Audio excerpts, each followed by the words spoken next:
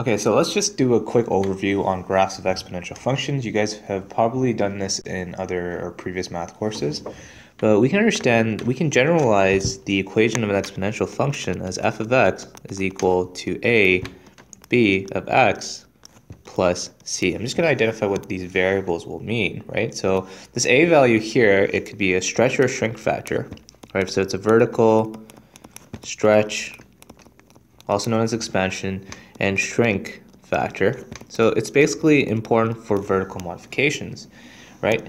And the exponent here itself is the b to the power x, right? So the b here, right? So this b value here, b is the base, right? And x here is the power,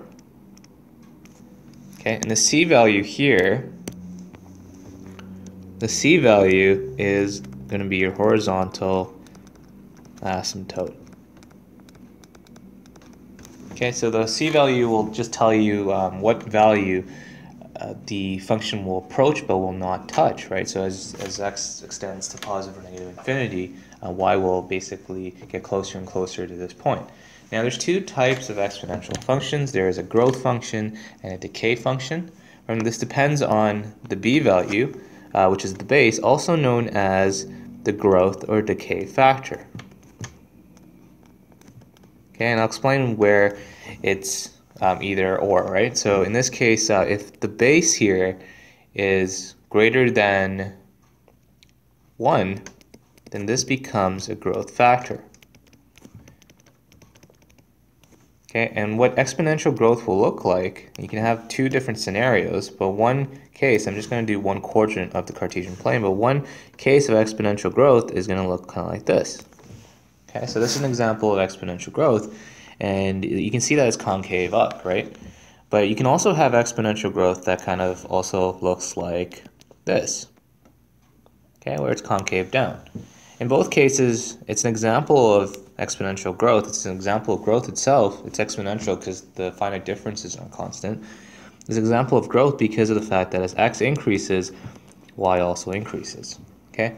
The only difference between these two is that this is more, in the first case, this is more rapid or accelerated growth, and this is more slower, so this is more progressive growth, okay? This is progressive, this is accelerated, okay, anyways. One is basically growing faster than the other, right? So that's when, so if b is greater than 1, then this is a growth factor. Now if b is a fraction, so if b is greater than 0 but less than 1, this is what we call or consider a decay factor. Okay, so exponential decay, in the case where the base is a fraction, exponential decay can either look like this, right?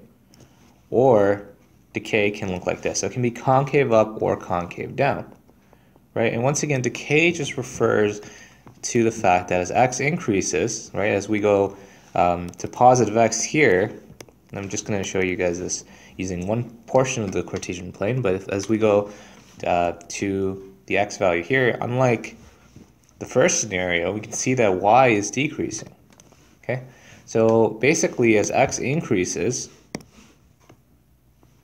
right, so as x increases, y is decreasing. So that's basically what exponential decay is, right? So this is an example of two types of exponential decay. One is rapid decay, it's rapid or accelerated decay. The other example here is more progressive exponential decay. Okay, so keep that in mind. Anyways, these are the two conditions, right, where we're going to have exponential growth or decay, right? So we can look at the b value here. Okay, let's take a look at an example here, right? So let's take a look at an example, and specifically I want to look at this this horizontal asymptote. So let's say we're looking at, let's give a Cartesian plane here. So let's say we're looking at f of x is equal to 2 to the power x. Okay, so if we're looking at 2 to the power x, right, you can understand that if you looked at this template, a b of x plus c, in this case the c value is equal to 0. Okay, so the c value here is equal to 0. So that actually tells us that there is a horizontal asymptote when y is equal to 0. So the horizontal asymptote occurs when y is equal to 0. And if we actually drew out a graph of this, I'm just going to show you guys this using a table of values. It would be really useful to kind of go over some of your properties of exponents, right? But let's say we have x and we have f of x here, and I'm just going to plot some points, -2, -1, 0, 1, and 2, right? F of -2 here is basically 2 to the power -2, which is basically 1/4, right? So f of -1 here is 2 to the power -1, which is 1/2. And you can just keep going with this, right? This is 1, this is 2, this is 4. Right, so these are just some of our points. We have -2 and 1/4. We have -1 and 1/2. We have 0 and 1. We have 1 and 2. And we have 2 and 4, right? So if I plot these points, I'm just going to create a Cartesian plane really quickly. So if I plot these points, we have -2 and 1/4, which looks kind of like this. Let's say this is 1/4. Then we have -1 and 1/2, which kind of looks like that. We have 0 and 1, right? We have 1 and 2, and we have 2 and 4, okay, which we'll just put up here. And you can see that the graph, right, it gets closer and closer to this x-axis, but it'll never touch, right? So you guys can kind of see that, and this is basically where the horizontal asymptote exists, right? It actually exists at the x-axis like that. So you can keep plugging in points if you wanted to test it, but it gets closer and closer to 0, but it'll never touch, right? So the horizontal asymptote is basically the c value, right? And instead of memorizing what the a value does, I would just kind of do the substitution. If you're going to find your x-intercepts, right, you would just let f of x equals 0. And if you wanted to find the y-intercept, you're going to just look for f of 0, right? So when x is equal to 0. So that's an example of exponential growth. Okay, so let's take a look at an example of exponential decay. You can notice that this is exponential growth because b here is equal to 2, and therefore b is greater than 1, right?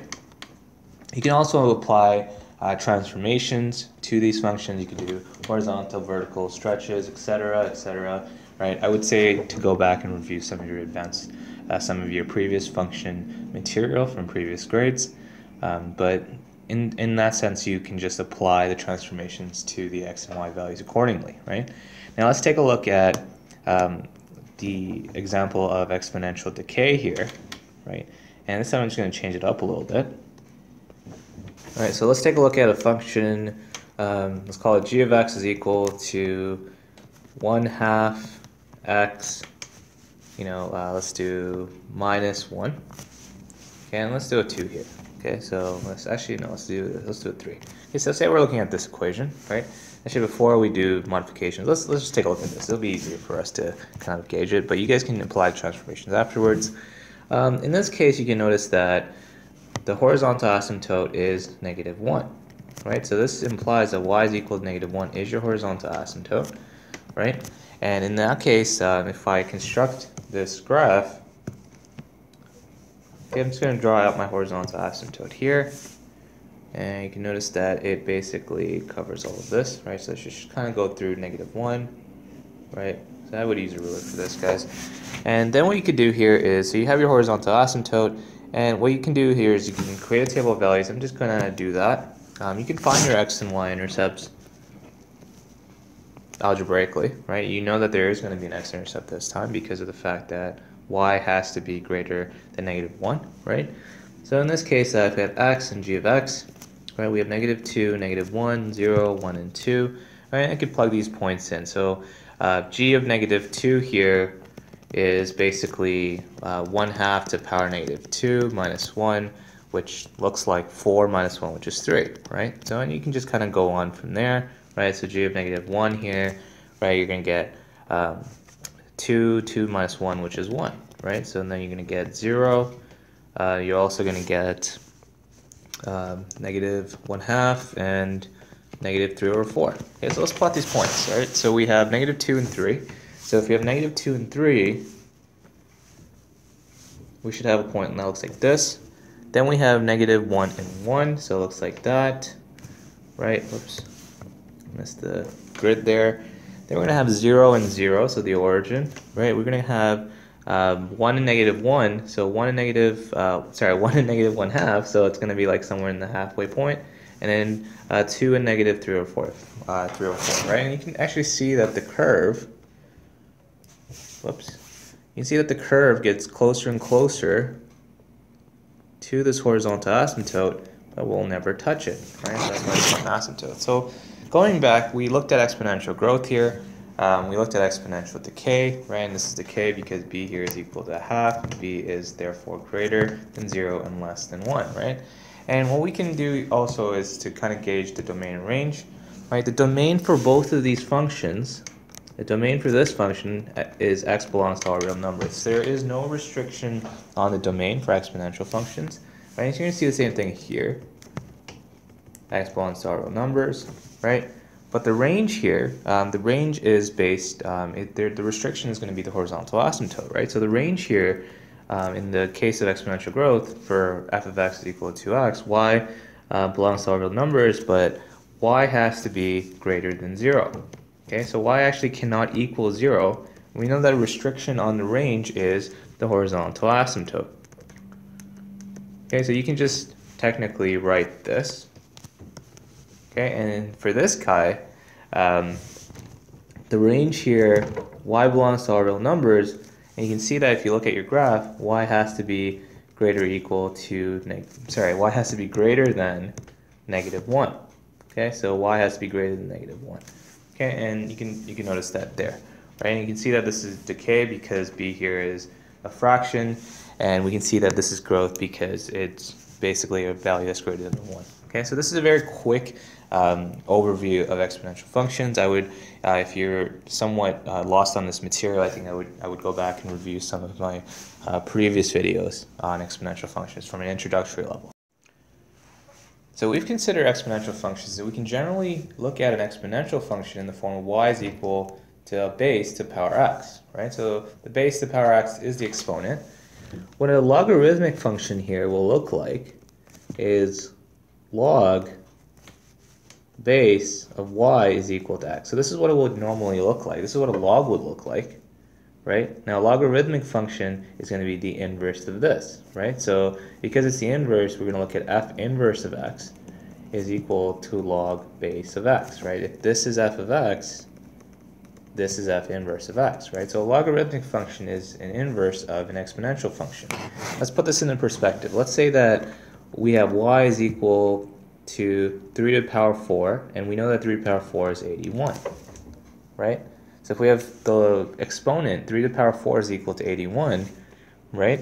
If we're going to look at the log associated with this, the logarithm of this, right, we can rewrite this as log base, so log 3, y is something called the argument of the log, right? So the y here is an argument,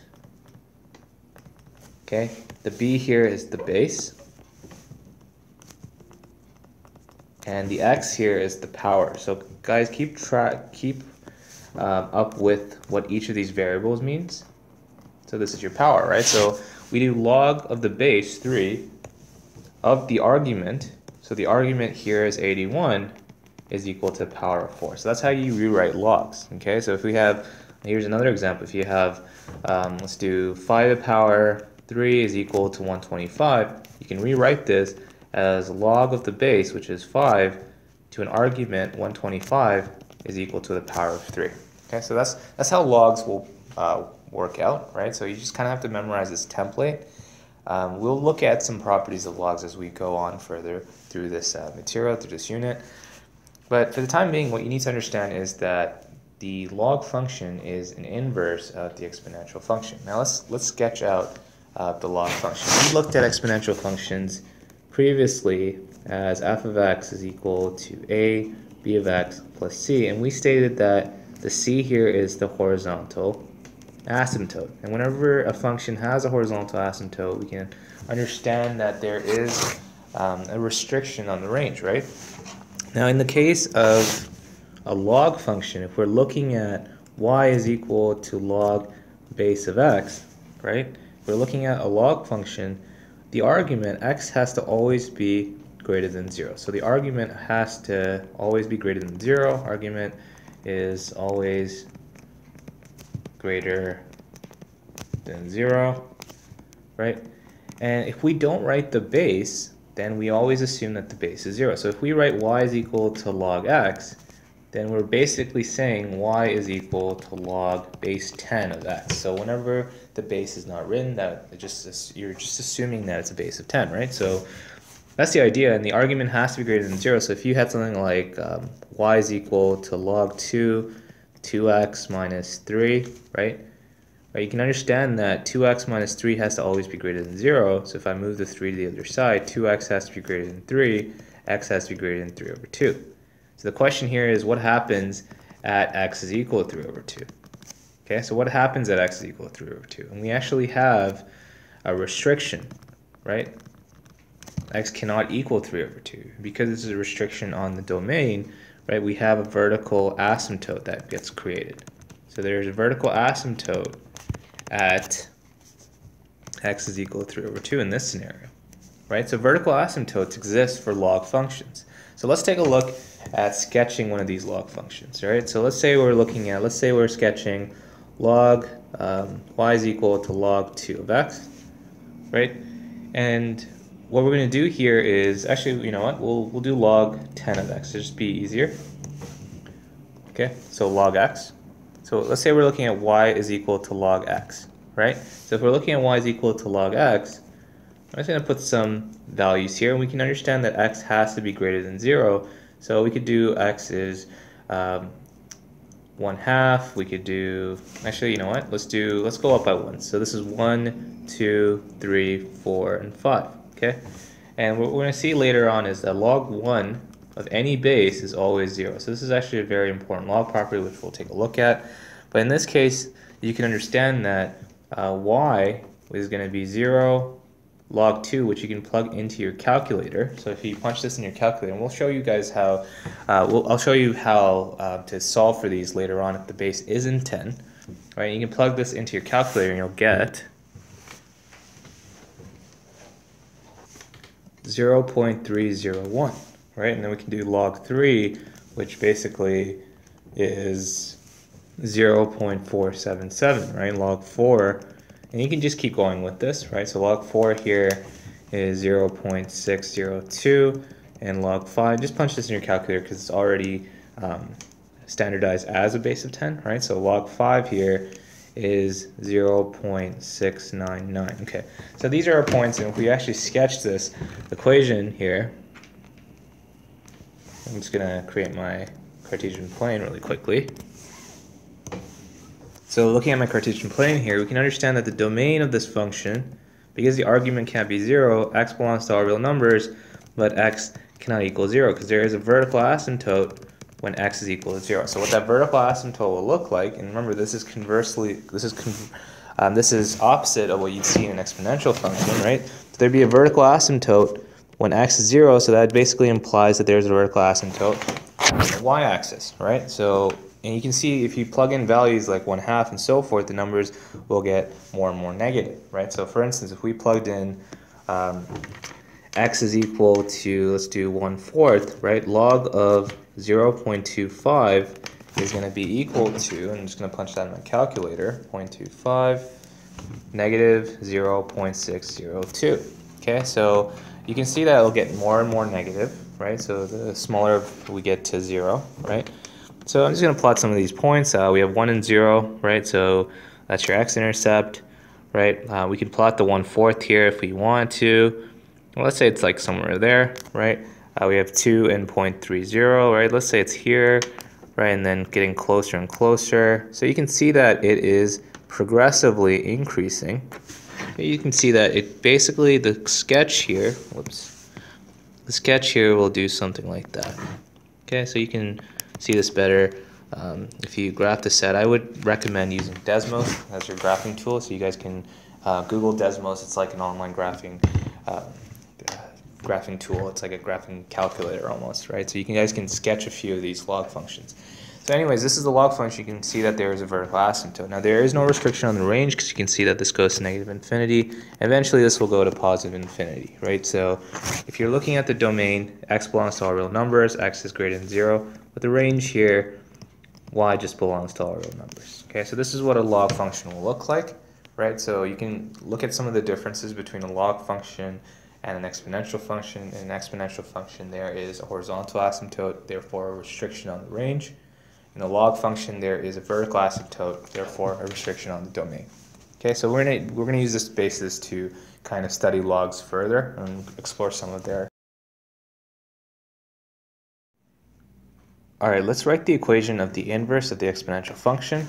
Right, so if we're gonna write the equation of the inverse, what it's gonna look like here.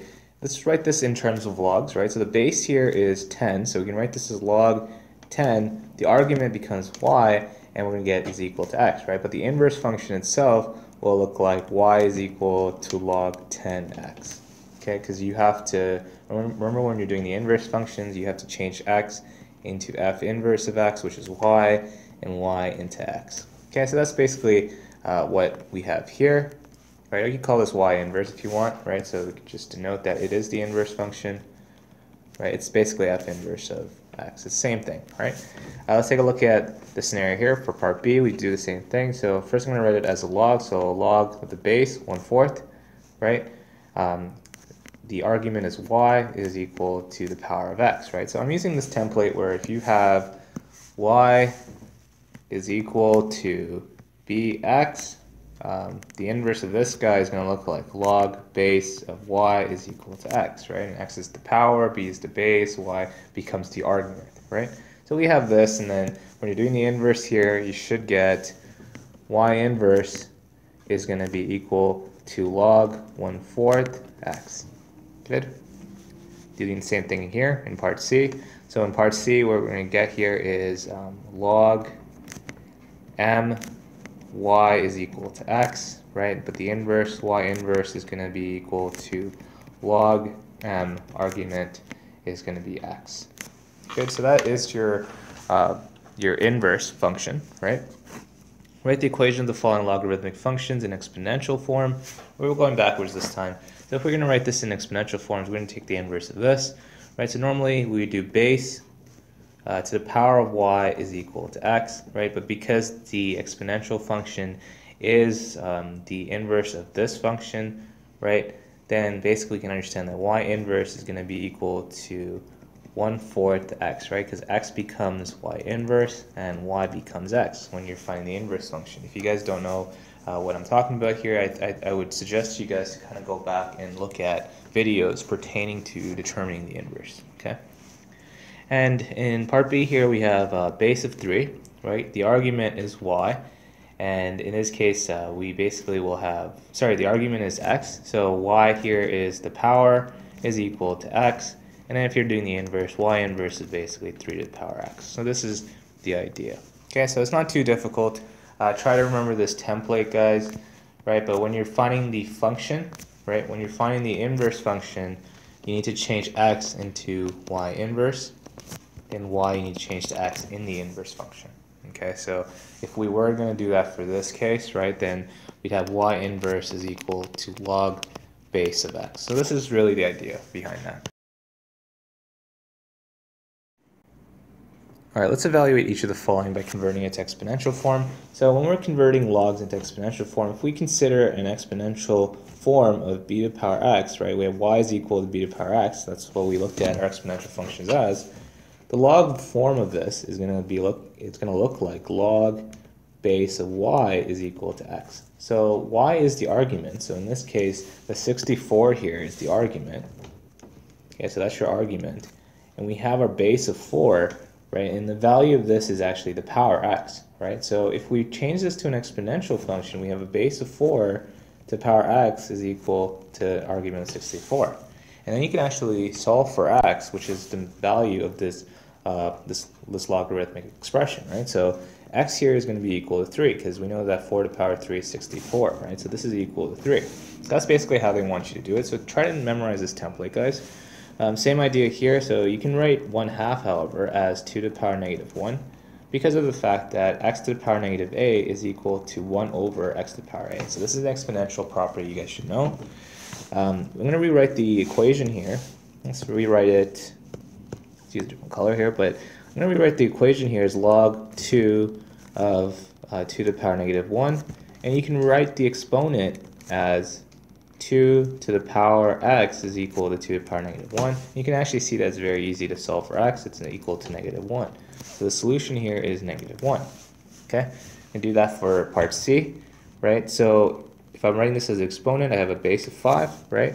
Power of x, I don't know what that power is, but it's the solution to this log. And this is going to be equal to 1. So we know that x has to be 0 because any base to the power of 0 will give you 1, right? So in this case, the value here is 0. And for the last case, and I would kind of implore you guys to just kind of try this yourself, and then you can check over your values and your work by just looking at the video afterwards.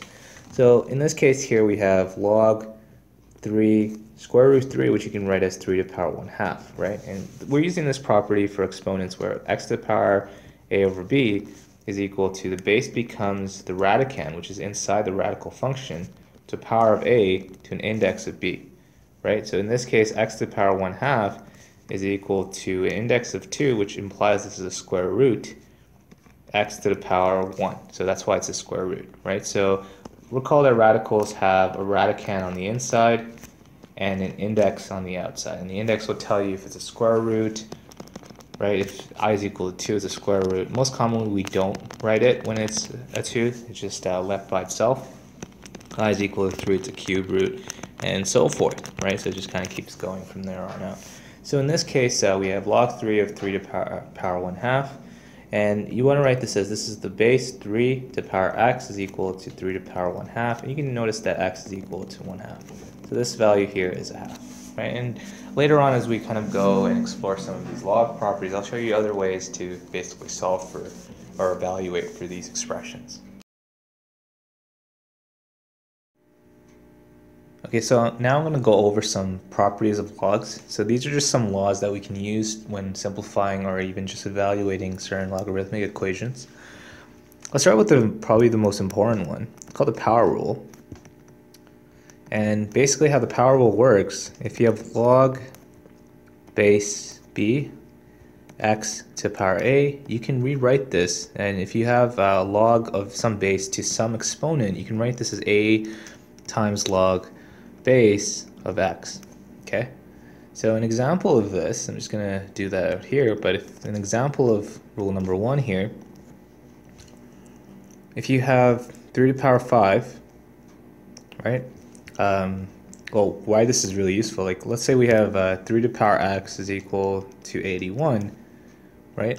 If I take the log of 3 to the power x, I'm going to have to do the same thing to the other side, so this is log 81, then I can move the x down here and rewrite this as x times log 3 is equal to log 81. Okay, and then if you want to solve for x, I'm going to divide this by log 3, and I can do the same thing to this side. And you can actually see that x here is equal to 4. It's a great way to solve for powers.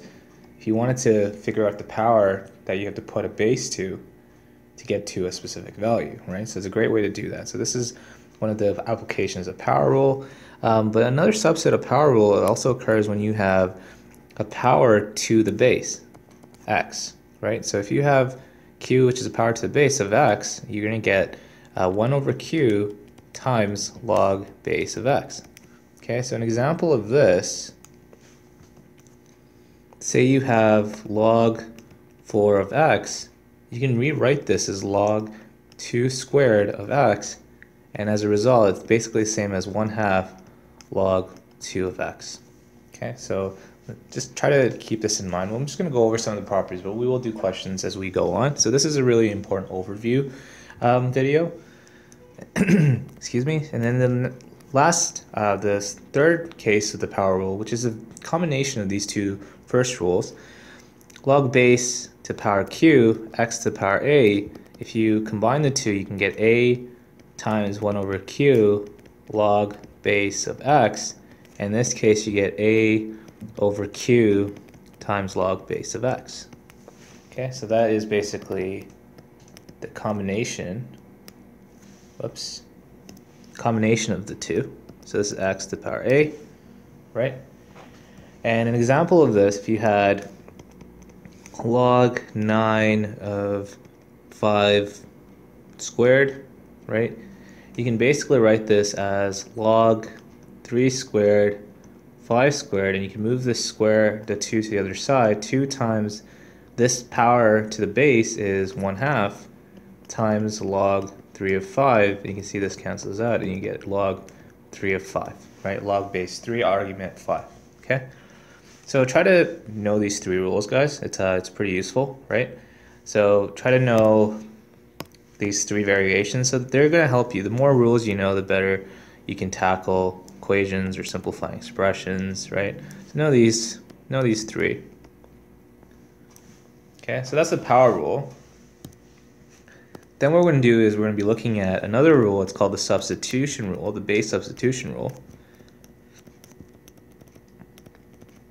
So in the base substitution rule, if you have log base of x, you can rewrite this if you wanted to solve for your log, right? Because we said that b to the power x, if y is equal to b to the power x, log by is equal to x, right? If you wanted to solve for the power in particular, you can put this to any constant, log c of x divided by log c of base. And usually the most common constant that you're going to be utilizing, the most common constant you're going to be utilizing is a base of 10, right? So you can just punch that in your calculator. But for instance, if I wanted to evaluate, say we wanted to evaluate log 3 of 4, right?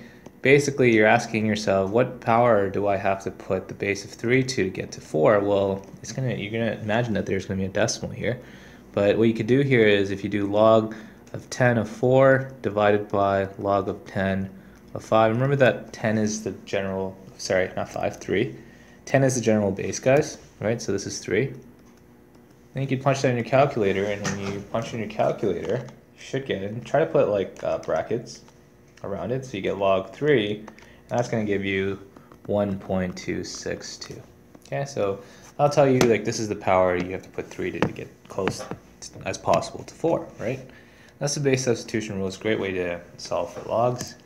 The other rules, it's kind of like, it's called the inverse rule, but don't really have to give it a particular name.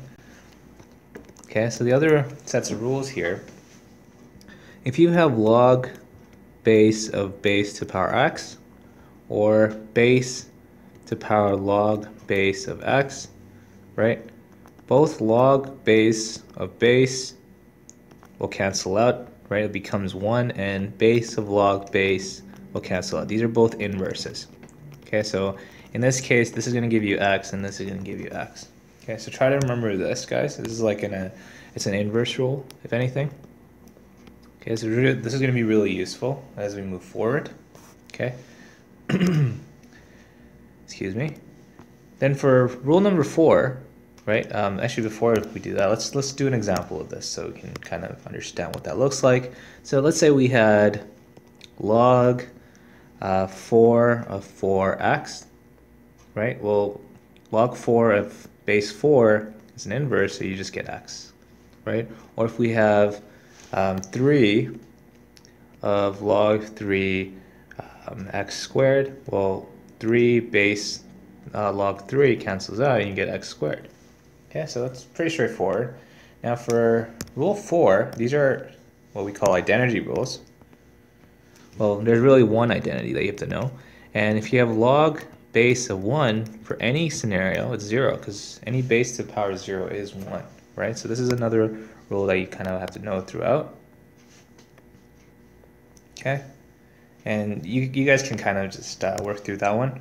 But the last 2 rules have to do with simplifying logs. Okay, so if you have log base of, let's say, x plus log base of y, you're going to get log base of x, y. So the argument, you multiply the 2 arguments together. So this is what we call the product rule.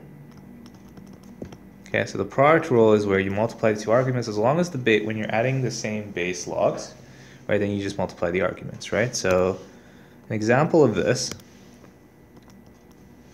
if you have log 3 of 4 plus log 3 of 10, you basically get log 3, as long as the bases are the same, 4 times 10, which is log 3 of 40. And you can solve for this by using the base substitution if you really want to, right, where you could solve for the value of this log 3 of 40 is equal to log 40, right? This is base of 10 if we don't write it, divided by log 3. Okay, and you can solve for that, and you just punch it in your calculator. Okay, and then the last rule that we're going to be looking at here, I'm just going to try to make some space. The last rule we're going to be looking at, I'm just going to try to erase this and make some space here.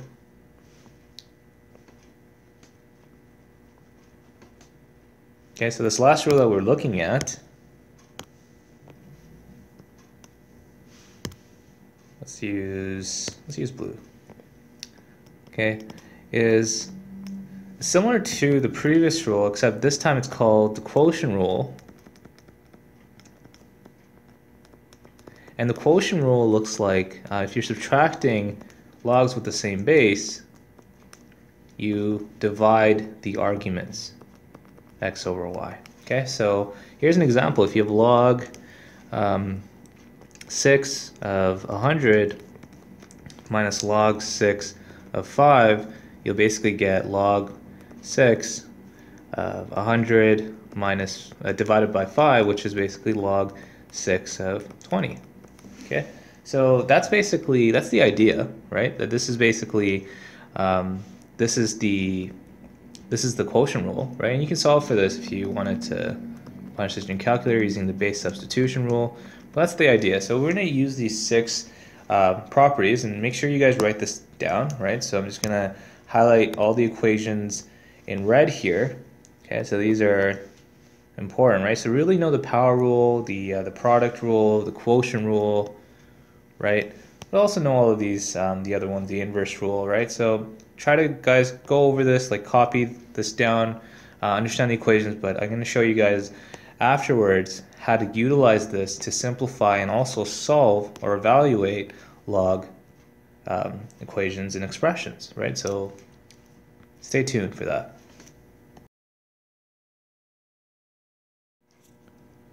All right, let's evaluate the following using log properties. So in the first scenario, we can see that we have the base to another base, right? So we can use this rule where we have log base of a base, and it just cancels out. So log 3 of base 3 cancels out, and we're left with 5. Okay, so kind of reviews the video where we discuss the log properties. I'll try to show you guys as many as possible. For part B here, we have log 1 over 10, you can think about it as 10 to the power negative 1 of 1, right? And this is basically a base to a power, and you can just rewrite this as negative log 10 of 1, and we know that log of anything to an argument of 1 is 0, so this is 0. Okay, so try to understand that, but the rule that I use for this, log base of q of x is equal to 1 over q log base of x. Okay, so kind of review that, but we can understand that any log to an argument of 1 is 0. Let's take a look at this guy. The easiest way to kind of do this is we can just express it as an exponential function, right? So we have x to the power 3 is equal to 27, and then you can just cube root it, right? Because if we have log base of y is equal to x, then base to power x is equal to y, as its exponential format. Okay, so if we do the cube root of 27, we get 3. Okay, or another way you can do this, if you have log x 27 is equal to 3, you can use the identity, the inverse rule, right, where we take everything to a power of x, and then this would cancel out, and we get 27 is equal to, just get rid of that, x cubed is equal to 27, and then we can just solve for it by doing the square root, right? So we're basically using this property that if you have a base to a log of base, then it just kind of cancels out. Okay, let's take a look at part D here. We have log 1/4, 1 over 4, x is equal to negative 2. Easy way to do this, we know that base is 1 over 4 to power negative 2 is equal to x. And in this case, you can use the exponential property, x over y to the power negative a is equal to y over x to the power positive a. So in this case, you get 4 over 1 to the power 2 is equal to x, so x is equal to 16. Okay, so that's the idea. And for part E, if we want to solve for this, we have log 3 of 36, except for the fact that 36 doesn't go into 3. So we can express this log 3 as 9 times 4, right?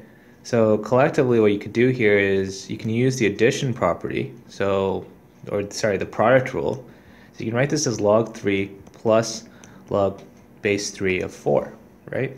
And we're basically using this rule where you have log base of x plus log base of y is equal to log base, and you multiply the two arguments x times y, right? And then we know that log 3 of 9, we know that log 9 is basically 3 squared, so you can see this cancels out, plus log 3 of 4, and in this case you get 2 plus log 3 of 4.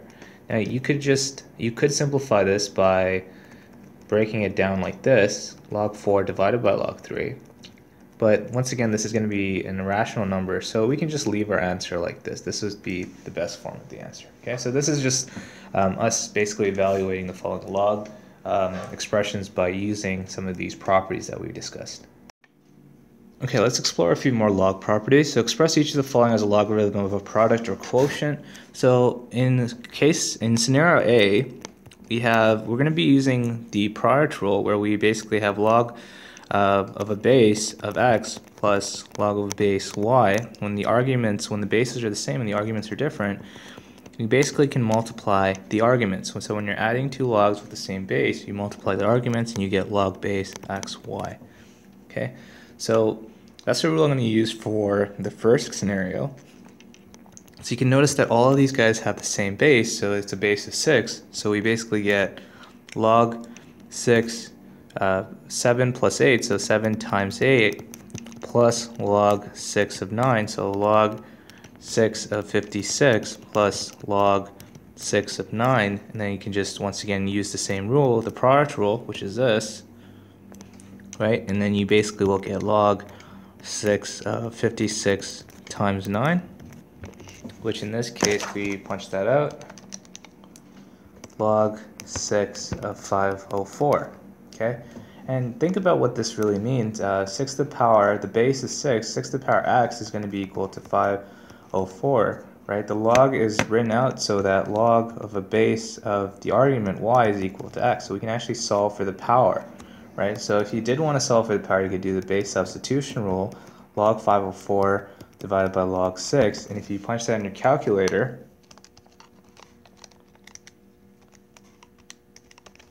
you get 3.473. Okay, so it's going to be a decimal value, but for the time being, this is basically what I want to get from this, right? So there is no exact value, so that's what I wanted to show, so you can leave it like this. Let's take a look at part B, and for this one, we should kind of explore the quotient rule for logs, right? And the quotient rule for logs is log base of x minus log base of y. If you subtract two logs with the same base, you can actually divide the argument. So you get log base x divided by y, right? So in this case, the first part here, you're going to have to use the multiplication rule. So you get log 4 10 times 12, right? Because you're using the multiplication or the product rule, right? Minus log 4 of 20. So you get log 4 of 120, right? Argument of 120 minus log 4 20. And then what you could do is you could divide the argument. So you get log 4 120 over 20, and it cancels out, and you get log 4 and 6. Okay, so you can also note here, if you did want to find the exact value of this, right, it's basically saying 4 to the power x is equal to 6. Whatever this value is, that's going to be x, right, because it's written in the form of log base y is equal to x, right, and y is the argument, right? But you can notice that this isn't going to be a whole number, so we can leave our answer like this. Okay, so that's one of the it's just one of the log rules or properties that you should kind of understand, especially when simplifying logarithmic expressions, right? So okay, let's consider all the log properties that we looked at so far, and let's use those laws to simplify and evaluate each expression.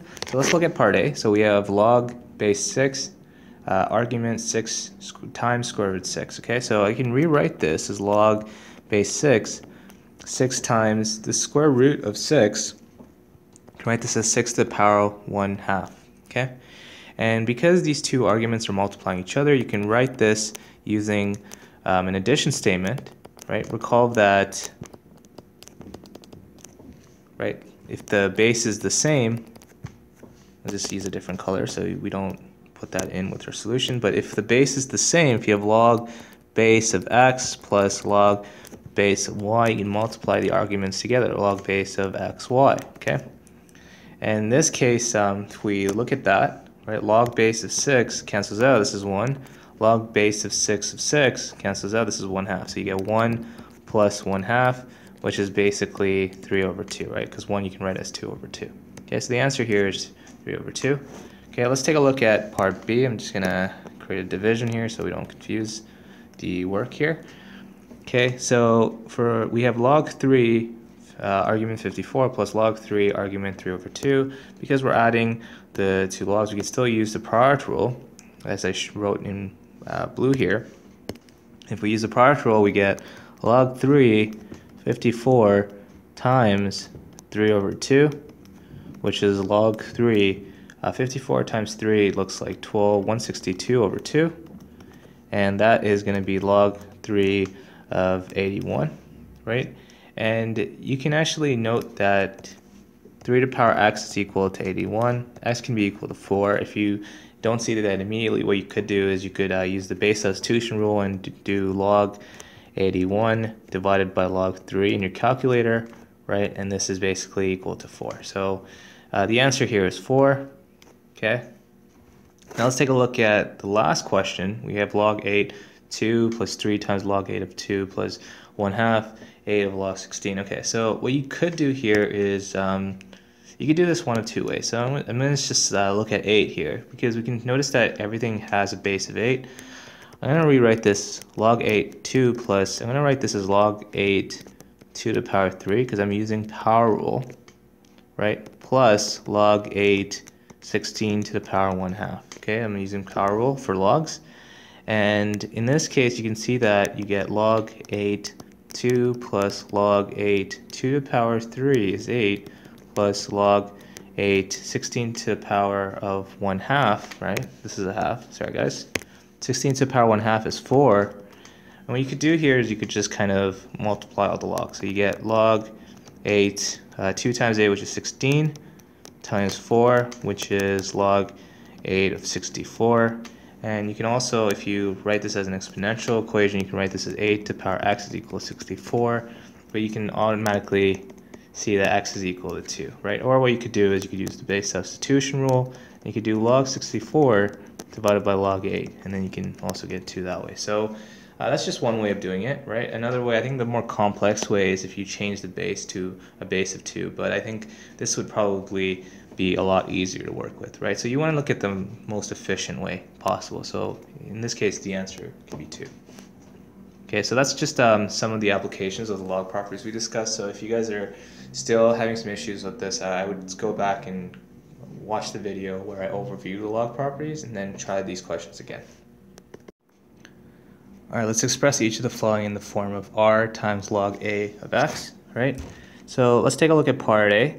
Now in this case, we can rewrite this statement as log. Now you can use properties of radicals, right? So if you are using properties of radicals, we know that a cube root is also to the power 1/3, and you can split this guy out. So we can use one of these properties of radicals. If you have a root of index AB, you can split it into index A, radicand A times index I, radicand A times index I, radicand B, right? So you can split it like that, right? So if you have a cube root of 45, you can split this as cube root of 9 times the cube root of 5. Okay, so you can split it like that. So collectively, you can rewrite this statement as 9 times the cube root of 5. And we know that according to the exponent rule, x to the power ab, we're going to have a radicand x to the power a and index b, right? So you can rewrite this as log 9, I'm just going to use a different bracket here so it'd be easier, log 9 to the power 1/3 and 5 to the power 1/3. Okay, giant square bracket, and technically you can use the product rule of log, so you can have log 9 to the power 1/3 plus log 5 to the power 1/3. Okay, so you can rewrite it like that. And then what you can do here is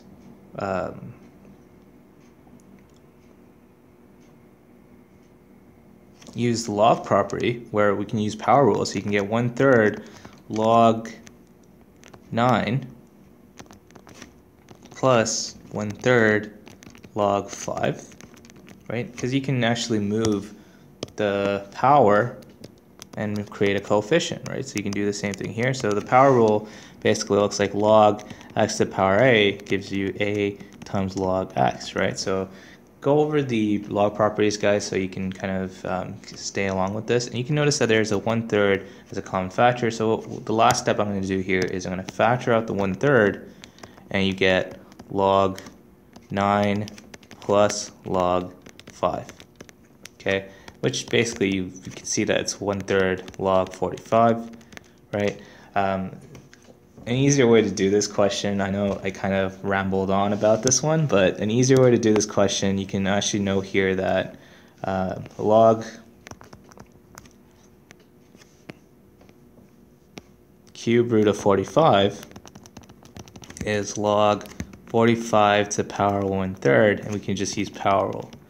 Now the reason I kind of went ahead and showed you guys all of this because I want you to understand the log properties, right? So there is more than one way of doing something, but there are ways that you can do it faster and so forth, right? So this is interesting. Let's take a look at part B. Okay, so in part B we can actually see that we have log base of 5 to the 5th root of 125. Now 125 you can actually write as 5 cubed. Okay, so I'm going to rewrite this as log 5 cubed to the power 1/5. What I want to do now is I'm going to simplify this by multiplying the power. So you get log 5 to the power 3 times 1/5 is 3/5. Okay, and now you have log 5 of 5, and the bases are, you have log base of a base, it cancels out, it's an inverse. So you actually are left with 3/5. So this one's actually a lot easier. Right, so it's really useful to kind of memorize some of these cube roots, right? I would tell you guys to kind of memorize, for the most part, 3 cubed, well 2 cubed, let's start with 2 cubed. So 2 cubed, which is 8, 3 cubed, which is 27, 4 cubed, which is 64, and I would tell you guys to memorize 5 cubed, which is 125. Another common one that comes up, 3 to the power 4 is 81. And I would tend to know all of the powers of 2, base 2, right? So it just kind of speeds everything up. So 2 to the power 4 is 16, 2 to the power 5 is 32, 2 to the power 6 is 64. And we can kind of stop there, but these tend to be pretty useful when we're looking at log applications. So yeah, that's the use of those properties to express each of these.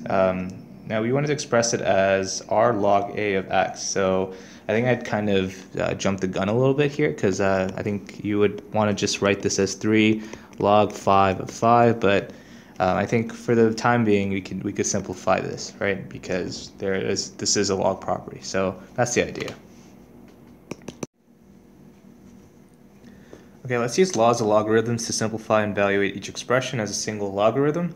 So in part A we have 2 log base 3 of 8 minus 5 log base 3 of 2. First I can use the power rule, I'm going to use the power rule here. I'm going to rewrite this as log 3 8 squared, right? So you can move the exponent and make it a power, minus log 3 2 to the power 5, right?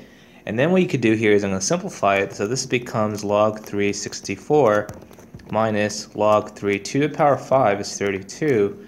Now you can use the quotient rule, right? So the quotient rule, if you're subtracting 2 logs with the same base, you can divide the argument, so you get log 3 of 64 divided by 32, right? So that gives you log base 3 of 2, right? So 32 goes into 64 2 times. And this actually isn't solvable, so you can leave it like this. If you did want to find a value, you could use the base substitution rule, right? So the base substitution rule, if you have log base x, you can write this as log to any base c x divided by log any base c of b. And usually the common base here is base of 10, right? So you can just punch that in your calculator. So if you did want to evaluate, you could do this as log 2 divided by log 3 in your calculator to find the value.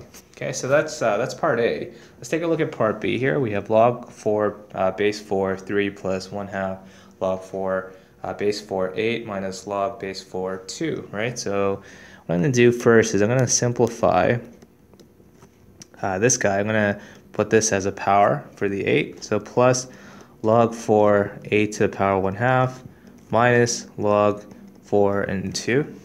Okay, and you could do this one of two ways. You could just use, I think the easiest way probably would be to use the multiplication rule, like the product rule and the quotient rule. So in this case, if I use the product rule, I get log 4 3 times 8 to the power 1/2 minus log 4 2, right? Now 8 to the power 1/2, if we look at this separately, this is basically going to give us square root of 8, and if you simplify this radical, you can get 2 square root 2. So collectively, this becomes log 4 3 times 2 square root 2 minus log 4 of 2. Okay, so this becomes log 4 6 square root 2 minus log 4 of 2. And when you're subtracting two logs with the same base, you can divide the argument, so you get log 4 6 square root 2 divided by 2. If you cancel this out, you get log 4 of 3 square root 2. Okay, now what you want to do here is you could break this guy down, right? You want to look at this as a single logarithm. You can leave your answer like this if you wanted to, because you can't really simplify it. And by that I mean, if you did split this, you can get log 4 3 plus log 4 square root 2, which is 2 to the power 1/2. Now you can write log 4 actually as log 2 squared of 3 plus log 2 squared of 2 to the power 1/2, right? And I'm just gonna kind of expand it out here, right? In this case, you get log, and I'm going to use the rule where if you have a power to a base, you can write this as 1/2 log 2 3 plus log 1/2 log 2 to the power 1/2, and you can notice that you can factor out the 1/2. You get log 2 3 plus log 2 to the power 1/2, and collectively you can see that this cancels out, right?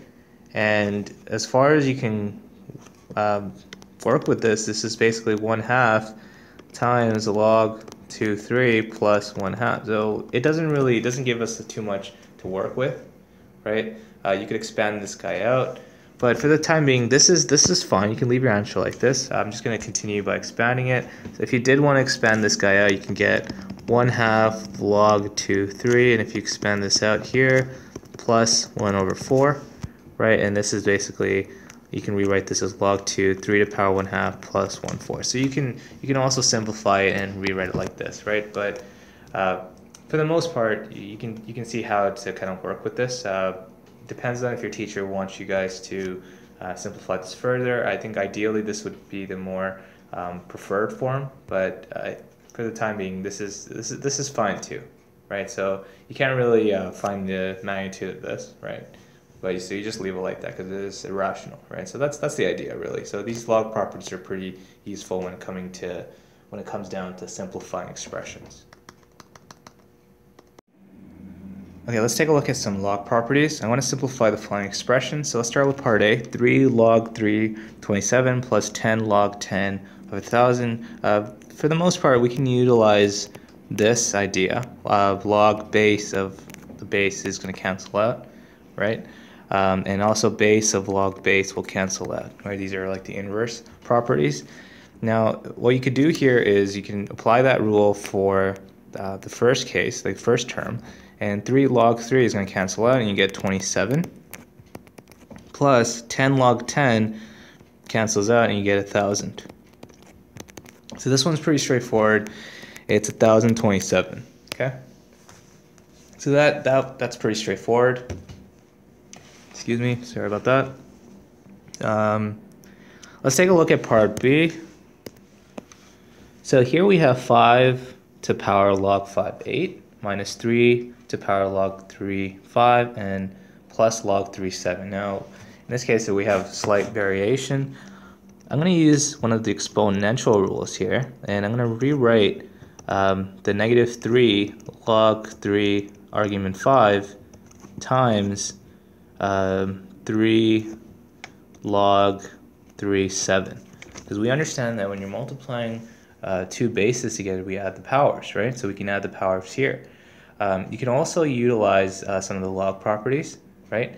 You could do it this way, or what you could do is you could rewrite this 5 log 5, 8 minus 3 log 3. Because they're the same base here, you could do 5 times 7 and you get 35. So you get 5 log 3, 8 minus 3 log 3, 35. So you can do it one of two ways, right?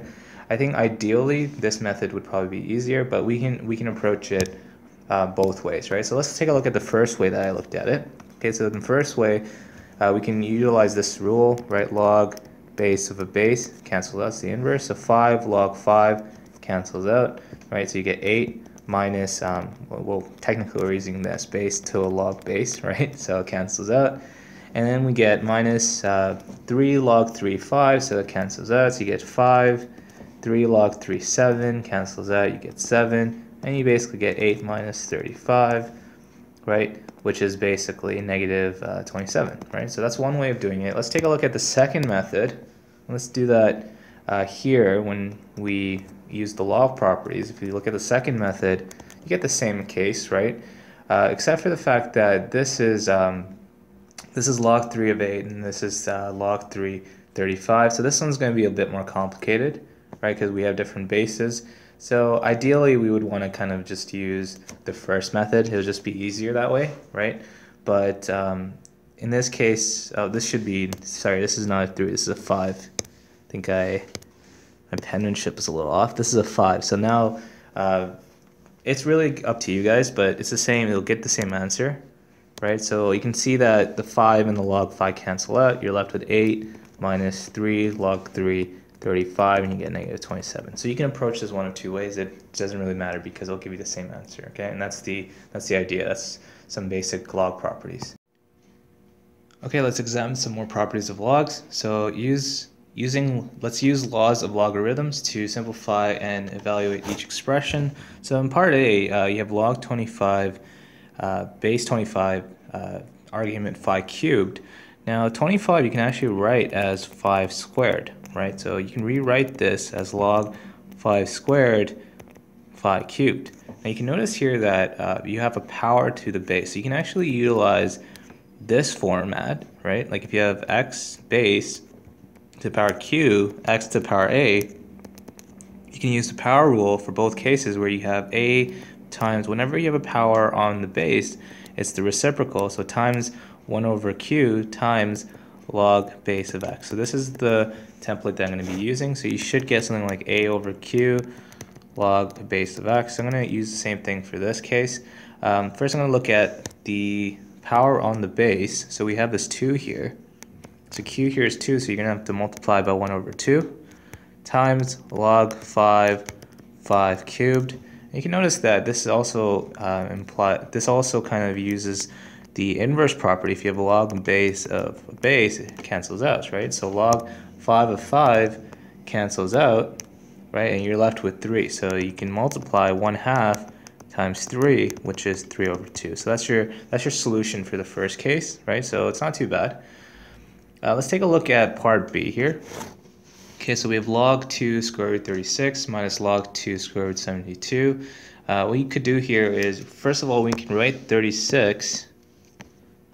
We can write 36 here as 6 squared. Okay, so we could write this as 6 squared, and we have a square root of 6 squared, so we have log 2 square root of 6 squared. And remember, there's actually two ways to do this question. So what I'm going to do is I'm just going to show it to you this way, but then we can look at another way of doing this. So we have log 2 of 6 squared, and then square root is power 1/2 minus log 2 of 72 to the power 1/2, right?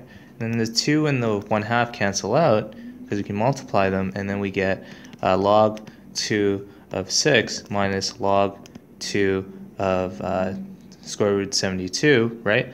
And you can actually break down square root 72 as square root 36 times 2. So you can actually split this into 36 times square root 2, which is 6 square root 2, right? So you get log 6 square root 2, right? And if you multiply these two, so when you're basically you don't multiply it, but when you subtract two logs with the same base, what you're going to get here is log 2 6 divided by 6 square root 2. And this is the rule. This is a quotient rule, right? Like if you have log bx minus log base of y, if you have the same bases and you're subtracting two logs, you get log base x divided by y. So you divide the arguments, right? So when you divide the arguments, you get 6 that cancels out. You get log 2 1 over square root 2, right? And what you could do here is you can rewrite this as log 2 square root 2. You can write as 2 to the power 1/2. Because it's a reciprocal, you can write this as 2 to the power negative 1/2. And now you can see that you have the two inverses, log base of base, log 2 of 2 cancel out, and you're left with negative 1/2. So this is one way of doing this question, right? Another way of doing this question, you can just off the bat use the equation. This is probably actually easier. So in this case, you have log 2 square root 36 minus log 2 square root 72. Using the quotient rule, you can write this as log 2 square root 36 divided by square root 72, right? Which you can combine as log 2 square root 36 divided by 72, and 36 is 1/2 of 72, so you can write this as log 2 square root of 1/2, right? And collectively, you could write, you could basically look at this, right? So we have, you can write this as log 2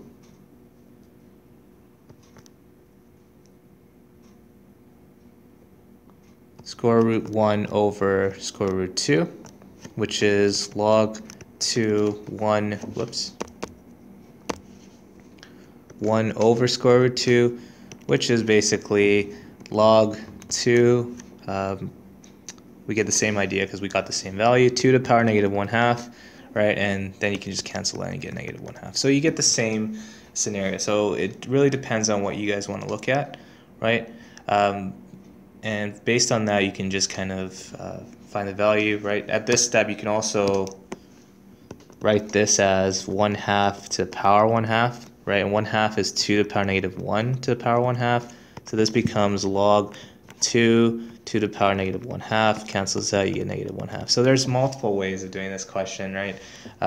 You can approach it any way that you want. Whatever has the lowest number of steps would probably be more advantageous for you to do it in a certain time limit. That's one of the best, one of the good things about math is that you can approach problems in different avenues. So yeah, this is really some of the applications of log properties and simplifying log expressions. Okay, let's use laws of logarithms to simplify each of the following expressions as log base x, log base y, and log base z. So we're going to be using a lot of these log properties that we discussed. So in the first case, in part A, we have log base x squared times y cubed.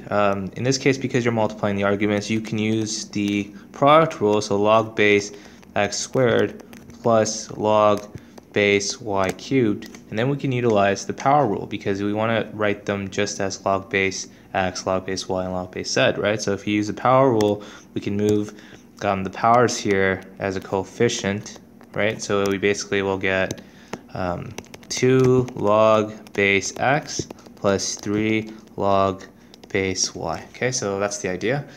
Now let's take a look at part B. Okay, I'm just going to do a separation here so we don't mix up the work.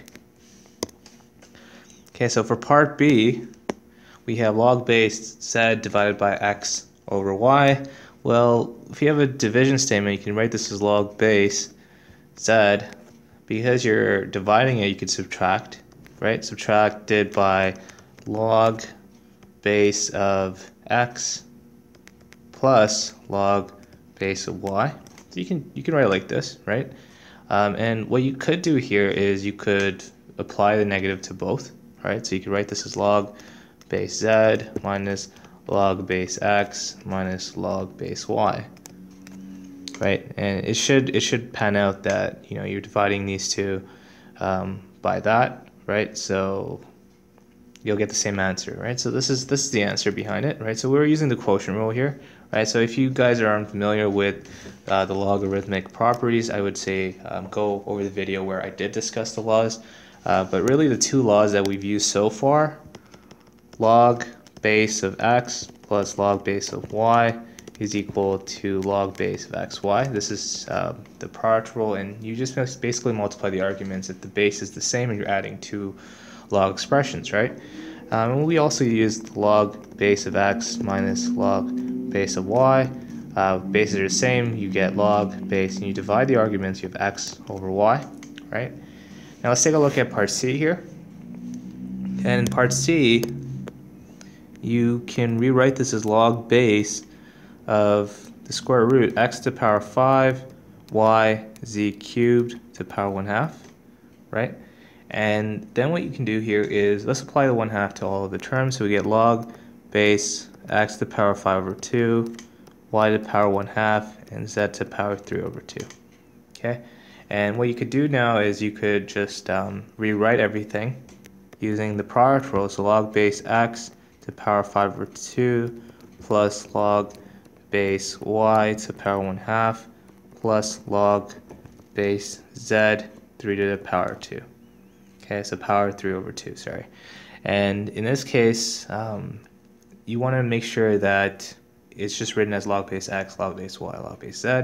We can use the power rule here, so I'm just going to move the powers as a coefficient below, right? So you basically will get 5 over 2 log base x plus 1/2 log base y plus 3 over 2 log base z. And if you did want to simplify this by factoring a half here, you get 5 log base x plus log base y plus 3 log base z. And that's as far as you can go, right? So this is your answer. So here are just some examples where we can employ some of the law properties that we talked about, and it's good to kind of understand this so you can carry on and do more complex questions.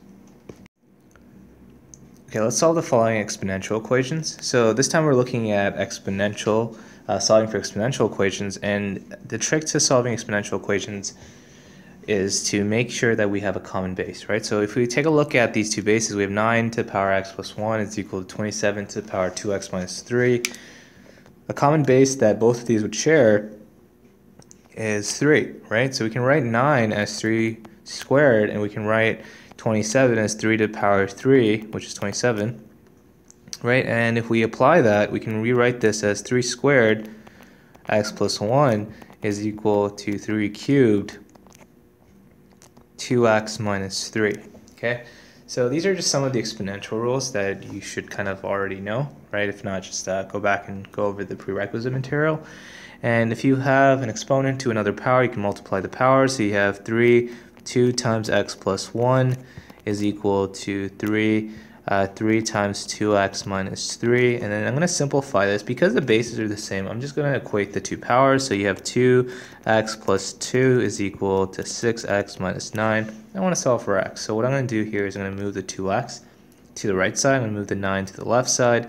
You get 6x minus 2x is equal to 2 plus 9. And you get 4x is equal to 11. So you can write x as, if you divide by 4, x is equal to 11 over 4. Okay, so that is basically the value of x. Okay, so that's how you solve for the first case. Let's take a look at part B here.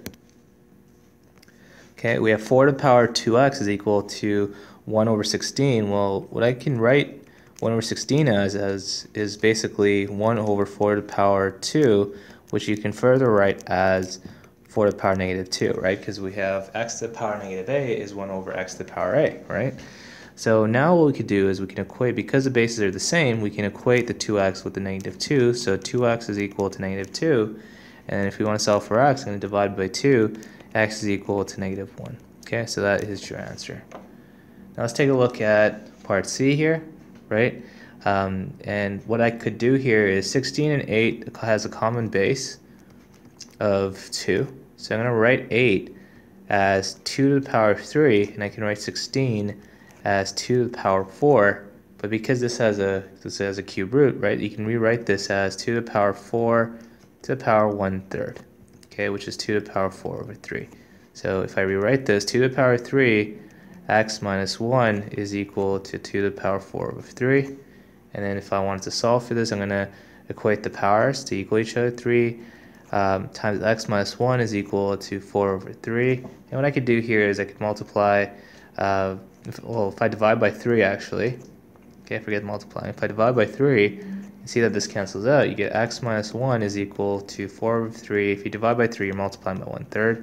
So x minus 1 is equal to 4 over 9. X is equal to 4 over 9 plus 1.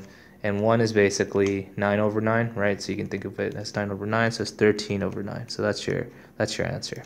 Okay, so it's pretty straightforward. You just got to find a common base, and then you can equate the two powers and then solve for x. Okay, so previously we looked at solving for exponential equations where we had a common base, but what if we don't have a common base? So if we don't have a common base, like for instance in these scenarios, 5 to the power 1 minus x is equal to 10, you have to utilize logs, right? So what I'm going to do here is to solve for x here, I'm going to do the log of both sides. So I'm going to do log 1 minus x because using the power rule I can bring this down as a coefficient. Whenever I do one side, I have to employ it to the other side. So this is log 10, then you get x minus, 1 minus x, 1 minus x times log 5 is equal to log 10. And then if you want to solve for x, what I'm going to do is I'm going to divide by log 5 to this side. I'm going to do the same thing to the other side. Log 5, this cancels out, so you get 1 minus x is equal to log 5 divided by log 10, divided by log 5, which is a constant. Okay, so if you don't want to change this to a decimal, we can see that if I move the 1 to the other side, negative x is equal to log 10 over log 5 minus 1. And then if you want to get rid of the negative, I'm just going to divide by negative 1 to both sides, right? So x is equal to negative log 10 over log 5 plus 1. So you can leave your answer like this, but if you did want to find a value for this, if I plug this in my calculator, right? Log 10 is just 1, so you basically get negative 1 over log 5 plus 1 if you wanted to simplify it, right? Because log 10 is basically log base 10 of 10, right? And if you did want to find the value of this, this is 1 divided by log 5 plus 1, which is approximately negative 0.431. Okay, so we can leave our answer like this. I think this would be more effective. Okay, let's take a look at part B here. Okay, so if we take a look at part B, just gonna separate this. You have 210 is equal to 40 times 1.5x, right? And what I'm gonna do is I'm gonna divide by 40 to both sides to cancel this out. So you get 1.5 to power x is equal to 21 over 4. Okay, if you want to solve for x, I'm gonna do the log of 1.5 to power x is equal to log 21 over 4. I can move the x here. Right, so you get x times log 1.5 is equal to log 21 over 4. And then if you want to solve for x, you can do x is equal to log 21 over 4 divided by log 1.5. And for the most part, you can see that this isn't going to be rational, right? It's going to be an irrational number, but we could do it nevertheless. 21 over 4 is 5.25, so you could do log 5.25 divided by log 1.5. Okay, if you calculate this, see what that is. Log 5.25 divided by log 1.5. This is approximately 4.09, right? But we can leave our answer like this, or you can even leave it as a fraction, right? Because the fraction itself terminates, so we can leave our answer like that. Okay, so that's the idea. So this is why using logs are really useful, especially the power rule. You're going to see this a lot, especially when you're looking at solving for equations, exponential equations, especially in application questions. You're going to see we're going to be using these log properties to solve for the powers, right? So I'll look at a stream of, or look at a set of these questions, which will include like exponential growth, interest questions, decay, half-life, doubling time questions, which are, it's really useful to kind of understand these log properties. Use the laws of logarithms to simplify and evaluate each expression as a single logarithm. Okay, so we're going to use some of the properties that we discussed. So in this case, this time we're going to be solving for log equations. So here we have log 3x, and then for the right side, I'm going to use the power rule. I'm going to put the coefficient on the argument minus log 3 of 25. And in this case, you can see that log 3x is equal to log 3 of 100 minus log 3 of 25. And we can now use the quotient rule, where if you're subtracting two logs with the same base, we can divide the argument. So we get log 3 of x is equal to log 3 of 100 divided by 25. Okay, so that gives us log 3x is equal to log 3 of 4. Right? And you can notice here that x is equal to 4. Okay, so if you aren't familiar with which rules I've used, I've basically used the power rule, which looks like log base x to the power a is equal to a times log base of x. And I also got to use the quotient rule, where log base of x minus log base of y. If you have the same the bases, you can basically divide the arguments, right? So we have x over y. Okay, so those are the two rules that I used. Let's take a look at part B here. Let's use a different color. And in here, part B, we have log 5x minus log 5 8 is equal to log 5 6 plus 3 log 5 2. Okay, so what I'm going to do here is I'm going to move this guy to the other side. So this is log 5 of 6 plus, and I'm going to write the 3 here. I'm going to make it a power using the power rule. So log 5 to the power of 3 plus log 5 8. Okay, so if I rewrite this, log 5 of x is equal to log 5 of 6, right, plus log 5 to the power of 3 is 8, plus log 5 8. And you can just use the product rule here, so you can just multiply the arguments together, so you get log 5 6 times 8 times 8. So this becomes log 5 of x is equal to 48 times 8, which is log 5 of 384. Okay, so in this case you can notice that x is equal to 384. So whenever you're solving these log equations, I would try to collect all the logs together, excluding the one with the variable.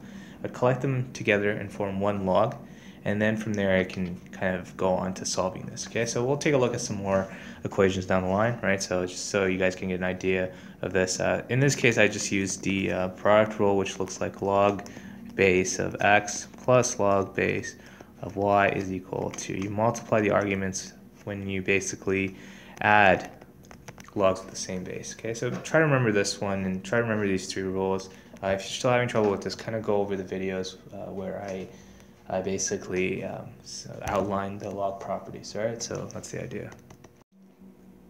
Okay, let's take a look at an example of exponential functions and applications of logs in a word problem. So the number of mold spores in a petri dish increases by a factor of 10 every week. If there are initially 40 spores in the dish, how long will it take for there to be 2,000 spores? Okay, so this is an example of exponential growth, right? When you're looking at exponential growth in general, what you want to look at is use this format: y is equal to a bx, and b is your growth factor. And in this case, the growth factor is a factor of 10, so b is equal to 10, right? A is the initial amount, okay, and x is going to be your time, right? So I'm just going to tweak that and use appropriate variables. So I'm going to say let a of t represent the number of mold spores. I'm going to let a of t represent the number of mold spores after t weeks. Okay, so a of t is the number of mold spores after t weeks. And every week it grows by 10, right? It's a factor of 10. So a of t is equal to a naught 10 to the power of t. A naught is the initial amount of spores.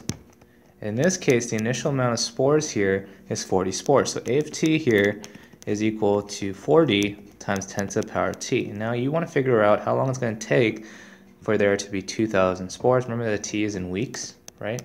So if you want to solve for this, what I'm going to do here is I'm going to let A of t, my final amount, represent 2,000 spores. Okay, so if I rewrite this equation, 2,000 is equal to 40 times 10 to the power of t. Okay, what you want to do is you want to solve for t. So what I'm going to do now is I'm going to get rid of the 40 by dividing by 40. Whenever I do one side, I'm going to have to repeat it to the other side of the equation. And do 2,000 divided by 40. If you do 2,000 divided by 40, what you're going to get here is 500, right? Which is equal to 0, 500, oh no, it should be 50, sorry guys, it should be 50. Okay, 50, and this is equal to 10 to the power of t. Now if you want to solve for t here, we can utilize this rule of exponents, but we can utilize the power rule, and what we can do here is I'm just going to do log of 10 to the power of t is equal to log of 50. Whatever you do to one side, I'm going to do the other side. Now we know that log by itself is a base of 10, so this and this cancel out. So t is equal to log 50. Okay, so we're using this rule, log base of a base cancels out. So we can punch this in to our calculator, right? So we get log 50, and that's going to give us 1.699, okay, weeks. So it's approximately 2 weeks, right? 1.699 weeks. So if you're looking at how much 1.699 weeks is in terms of days, right? I multiply 7 days per week, right? And you can see that weeks cancel out, so it's like 1.699 times 7. It's about 11.89 days. So it's approximately 12 days. Okay, so that's how long it'll take to get close to 2,000 spores. It'll take approximately 12 days or 1.7 weeks. Alright, so let's take a look at another example of the application of exponential and logs in word problems, right? So here we're looking at a half-life question. So the half-life of radium is 1,620 years. If a laboratory has 5 grams of radium, how much will there be in 150 years, and how long will it take for the radium to decay to 4 grams? Now, if we're looking at exponential decay, right, we can utilize this equation. A is equal to A naught. Because half-life is defined as the time it takes for half a mass to deteriorate, then the decay factor is going to be 1/2, right? And we're going to have this to a power of t over h. Now t over h is the number of half-life periods.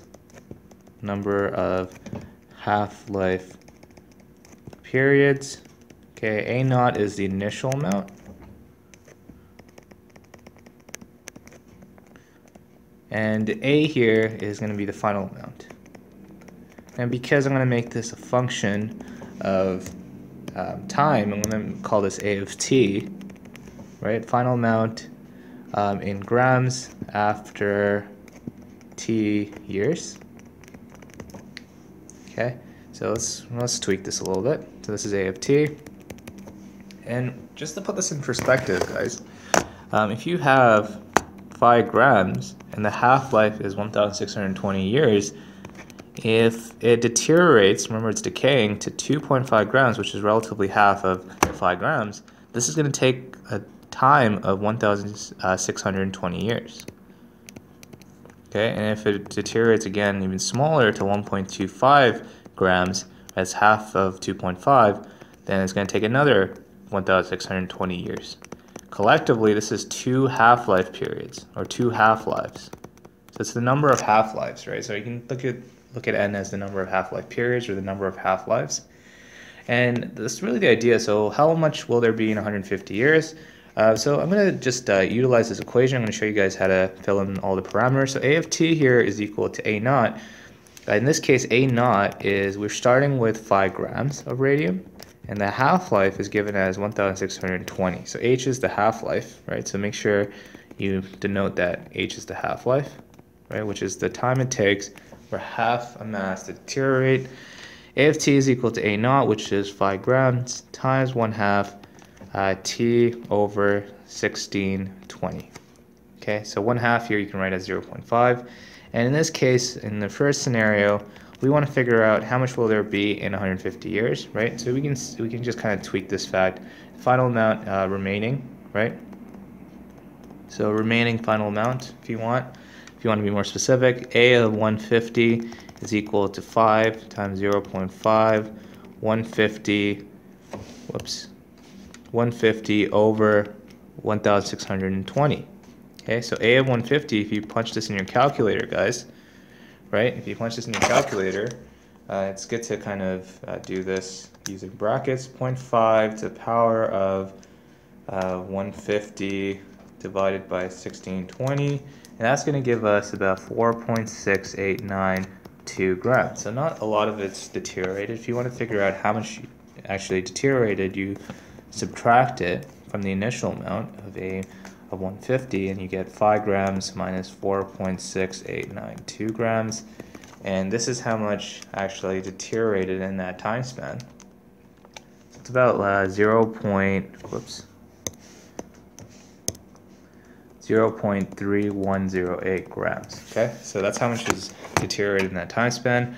So this is how much is left over in 150 years. Now, how long will it take for radium to decay to 4 grams? This is where we're going to be using logs, right? So the amount that's remaining, A of t here, is going to be 4 grams. If I plug this into my equation, 4 is equal to 5 power times 1/2 to the power of t over 1620. And what you want to do now is you want to solve for t. Well, first I'm going to get rid of the 5, so I'm going to divide by 5 to both sides, right? And that's going to give me 5 times 0.5 t over 1620 is equal to 4 divided by 5 is 0.8, right? Then what you want to do here, you want to get rid of the 5 here because we already got rid of the 5. So 0.5 times to the power t over 1620 is 0.8. The next thing you want to do here is you want to solve for t. Well, you can use a log property. I'm going to take the log. I'm going to take the log to both sides. And if you take the log of both sides, you can actually move this out here. So you're utilizing the power rule. So then you get t over 1620. Right, just kind of separate this so we don't get confused. T over 1620 times log 0.5 is equal to log 0.8, right? And then what you can do is you want to solve for t. So what I'm going to do is I'm going to divide by log 0.5 to both sides. Okay? So when I do that, it cancels out. So then you get t over 1620 is equal to log 0.8 over log 0.5. This is going to be a constant value. You can figure that out in your calculator. If you want to solve for just t, I'm going to multiply this by 1620. Do the same thing here, right? Cancels itself out. So t is equal to, and if I punch all this out in my calculator, so let's do log 0.8 times 1620, right? I'm going to divide this by log 0.5. And I basically get 521.52. So approximately 521.52 years, right? This is gonna decay to 4 grams, right? You can round up if you want to, but that's the idea really behind it. Okay, so this is how we can utilize exponential functions, properties of logs to basically help us to solve realistic scenarios. Okay, so let's take a look at a transformation of log functions. This is going to be really similar to the template that we looked at when we considered transformations in general. A here is your vertical modification. Okay, so I'm just going to create a formula sheet for you guys, and we'll look at some questions. A is a vertical modification, so if A is less than 0, this implies a vertical reflection, right? and that means a reflection in the x-axis. Okay, so there's a reflection in the x-axis. If a, because we already looked at negative and positive, if a is greater than 1, we have a vertical stretch, right, by a factor of a. You can also call it vertical expansion. So if you have a vertical stretch, then we can understand that the graph itself will get longer and narrower. And if a is greater than 0 but less than 1, if it's a fraction, we have a vertical compression or shrink. Okay, you can use shrink or compression interchangeably by a factor of a. Okay, so that is your vertical modification factor. Let's take a look at the next part. And you can see that this base portion, right? And I think the better way to kind of show this, whoops, I wanted to just, didn't want to erase the a, right? So another way a better way to show this, I think, probably like that, right?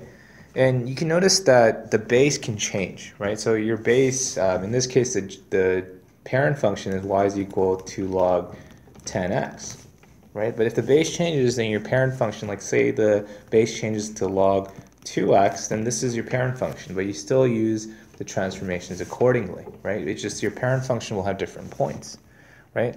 And we'll take a look at that, but right now we'll look at base of 10, right? So k here is going to be associated with horizontal modifications, and the horizontal modification factor is going to be 1 over k. It's like the inverse, right? So the vertical modification factor is just a, right? But the horizontal modification factor is 1 over k. It's like the reciprocal, right? So this is modification, guys. Sorry about the penmanship. Okay, so this is the modification factor is 1 over k. So if 1 over k is less than 0, we have a horizontal reflection. And what a horizontal reflection is, it's a reflection in the y-axis, right? So it's, okay, and it basically means that all the x values become negative, but the y values they remain, right? So it's a reflection in the y-axis. If 1 over k here is greater than 1, we have a horizontal expansion or stretch. Okay, so you can use stretch or expansion interchangeably, right, by a factor of 1 over k. And if 1 over k is a fraction that is greater than 0 but less than 1, then we have a horizontal compression by a factor of 1 over k. Okay, so keep this in mind. The other variables that we're going to be looking at here, this is d value. Okay, so let's change colors here. Let's say that we're looking at d here. So this is going to be associated with horizontal shifts. Okay, so if d is greater than 0, this is a horizontal shift, d units to the right. And if d is less than 0, there's a horizontal shift, d units to the left. Okay, so keep this in mind, guys. And then the last variable here is the c, and the c represents, sorry about that, so the c here represents a vertical shift. Okay, so if c is greater than 0, there is a vertical shift, c units up, and if c is less than 0, there is a vertical shift, right? Vertical means that the y values are changing. Vertical shift, c units down. Okay, that's the idea. Now collectively we can look at these functions, right? We can look at this through mapping notation. We can also look at this through function notation. If I say that y is a function of a parent function, let's say g of x, right? So let's say that this is g of x. Call this guy g of x, this is our parent function, right? Then if you wanted to look at this transform function, then you can look at it as y is equal to a g of k x minus, in this case it's instead of h, I think most commonly I use h, minus d plus c. So you can see it's the same thing. G of x is the log 10 in this case. So that's the transfer. This is the function notation of transformations. I think the best way to illustrate this is to do a question. But we also want to look at mapping notation, and mapping notation just creates a transforming equation to highlight the transformations to the x and y, right? So if we look at this, right, we can understand that for the x values, we can have a potential horizontal stretch or shrink of 1 over k by a factor of 1 over k, right, times x, right? Let's do x here, and this is y, right? And we can have some kind of horizontal shift by d values, right? So let's do plus d units or negative d units, right? So if it's to the right, it's positive. If it's to the left, it's negative. And so this is your horizontal your coordinate, right? So these are the transformations on the horizontal values. If you're looking at your vertical values, you can have a vertical stretch, reflection, shrink, or compression of a, so a times y, and of shift of, in this case, c. Okay, so you can have c is positive, it's going to go up. If it's negative, it's going down. And this is basically what the mapping notation will look like. Okay, so I think next what I'm going to do here is I'm going to show you guys some examples to illustrate this. So I think that would kind of help you to understand how this can be applied to look at transformations of parent functions, specifically log functions. All right, let's describe all transformations for the function f of x is equal to negative 3 log 10, bracket negative 2x minus 4, bracket plus 3 from the parent function g of x is equal to log 10x in words using function notation and mapping notation, and use the transforming equation to plot a point from g of x to f of x. Okay, so let's start with first simplifying our equation, right? And I want to think about f of x in the form of a log 10 k x minus d plus c, right? So I'm going to do that here. So you have negative 3 log 10. I'm going to factor out the negative 2, so you get x plus 2 plus 3. Okay? And if g of x is our parent function, you can also rewrite this using function notation. F of x is negative 3g of negative 2x plus 2 plus 3. Now what I'm going to do is I'm going to write the transformations in words, function notation, and then I'm going to ultimately do this in mapping notation, right? Find my transform equation. So the first transformation here, I'm going to look at this this a value here. That's going to tell us your vertical modifications. We can see that there is a vertical reflection. So vertical reflection means it's in the x-axis. Okay, so there's a vertical reflection, and the way you can demonstrate this is negative g of x, right? Remember that g of x here is log 10x, as said in the question right here, right? So negative g of x is negative log 10 of x, right? Then my second transformation, there's a 3 here, so I'm going to write vertical stretch by a factor of 3. Okay, so vertical stretch by a factor of 3 is going to basically look like negative 3 g of x. That's going to give me negative 3 log 10 of x. Okay, so you can see that we're slowly building this collective function, right? That we're basically building f of x from g of x, and that's basically the point of transformations. Okay, third transformation, I can look at this k value, and the k value here is negative 2, so we have to look at 1 over k, which is negative 1/2, right? So the third transformation, first I'm going to look at the horizontal reflection. And a horizontal reflection occurs in the y-axis. So there's a horizontal reflection that occurs in the y-axis, and the way we'd write that is negative 3g of negative x, which gives us negative 3 log 10 of negative x, right? So x has to be a value that makes the argument not negative, because we know that the argument has to be greater than 0, right?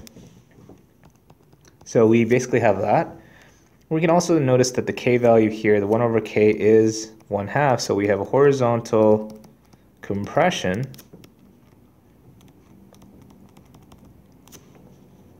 by a factor of 1/2. Okay, now we still write it like this, negative 3g of negative 2x is equal to negative 3 log 10 of negative 2x. Okay, then we have to look at this d value, the shift, right? So we have a horizontal shift 2 units left, right? Because d in this case is going to be negative 2, and you have x minus negative 2, you're going to have a positive, right? So it's 2 units left.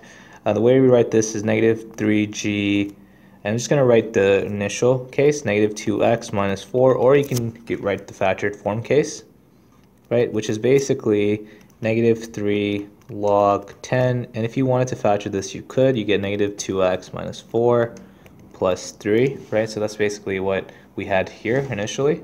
Oh, sorry, not the plus 3. We haven't done the vertical shift yet. And for the last transformation, we're going to do a vertical shift. So it's important before we do the horizontal shift to factor out the x and make it positive, right? The vertical shift here is vertical shift 3 units up. So we have vertical shift 3 units up.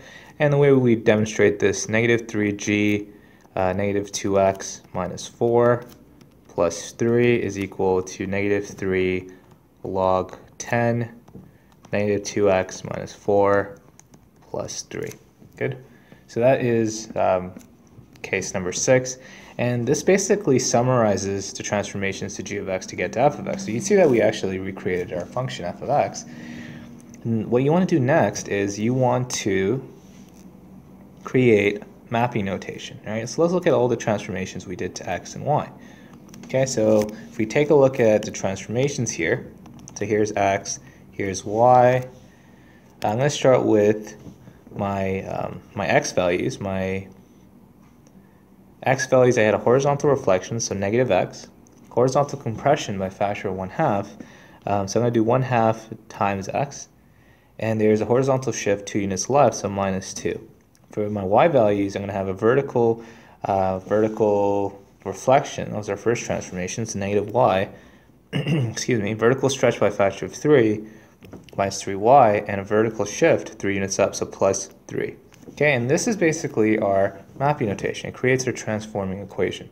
Okay, and we can use our transforming equation to plug in a point from our base function, our parent function, and we could figure out our equivalent point on our transform function. Like for instance, my general function g of x here is equal to log 10x. Well, a really simple point here, g of 1 here is log 10 of 1, which is 0. So the point here is 1 and 0. And if I wanted to find an equivalent point, what I could do is I could just create, I can use my transformation notation. Okay, so my transformation notation, I have negative 1/2 x minus 2, negative 3y plus 3, and then this is x and f of x on my transform function. So here I'm going to plug in negative 1/2 times 1 minus 2, and negative 3 times 0 plus 3, and you basically will get negative, this is negative 1/2 minus 2, which is negative 5 over 2 and 3. Okay, so that is your equivalent point. That's your equivalent point on your transform function. So that's how you can basically find the other points and then plug it in. So that's basically a summary of how to convert g of x, in this case, to f of x, or transform function, looking at its transformations in words and function notation, and also, most importantly, mapping notation.